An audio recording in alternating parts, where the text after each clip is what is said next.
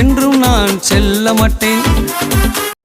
கிறிஸ்துவுக்குள் மிகவும் பிரியமானவர்களே, In Jesus, beloved believers, உங்கள் யாவரையும் ஆண்டவராகிய இயேசுவின் நாமத்தினால் அன்பின் வாழ்த்துக்கள். we welcome you all in the Jesus name. நீங்கள் ஒவ்வொருவரும் ஆண்டவராகிய இயேசு கிறிஸ்துவின் மகளாக இருக்க வேண்டும் என்று தேவன் விரும்புகிறார். Jesus wants to be his child and his son and daughter. இந்த கடைசி காலத்தில் நாம் யாருடைய மகளாக இருக்கிறோம் என்பதை சிந்தித்து பார்க்க வேண்டும். In this decade, last decade, he wants everyone to be his son and daughters. ஒவ்வொரு தெய்வ பிள்ளைகளும் Everyone in Jesus name. உங்களுடைய எதிர்பார்ப்புகள் எவையாக இருந்தாலும் Jesus children want anything in his name.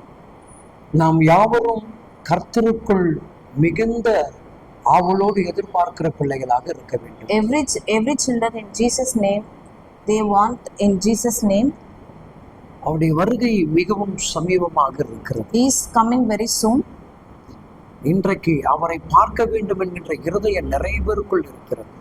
In these days, everyone wants to meet him.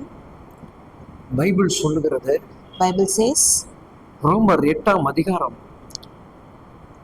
Romans 8, 19வது வேத வசனம் இவ்விதமாக சொல்லுகிறது. Romans 8 and 8:19 says, மேலும் தேவனுடைய புத்திரர் வெளிப்படுவதற்கு சிருஷ்டியானது மிகுந்த ஆவலோடு காத்து கொண்டிருக்கிறது. all creation eagerly anticipate the revealing of God's children, who are all called sons or daughters of God.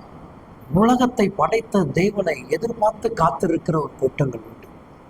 God creates the world and everyone eagerly waiting for his coming. பறவை மிருக ஜீவன்கள்லாம் அவளோடு காத்திருக்கிறார். The birds, animals are also eagerly waiting for his coming. ரட்சிக்கப்பட்ட அத்தனை தெய்வ பிள்ளைகளும் அவருடைய வருகைக்கு எதிர்பார்த்து காத்திருக்கிறார். Every Jesus believers are all waiting for his coming. என் பாவத்திலிருந்து எனக்கு விடுதலை கொடுக்கக்கூடிய இயேசு மறுபடியும் எழும்பி வருவாரா என்று காத்து கொண்டிருக்கிறார். Everyone waiting for his coming, who take all the sins in his name from everyone. என் வாழ்வில் இருக்கிற பிரச்சனையிலிருந்து என்னை விடுவிக்க தேவன் எழுந்தருள்வாரா என்று எதிர்பார்க்கிறார். Everyone believes that Jesus will take every sins and sorrows in their lives. நீங்கள் இப்பொழுது யாருக்காக காத்திருக்கிறீங்க?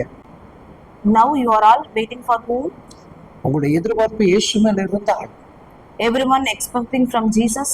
நிச்சயமாக உங்களை விடுவித்து காத்துக்கொள்வார். Definitely he will leave everything in your life. Amen. Amen.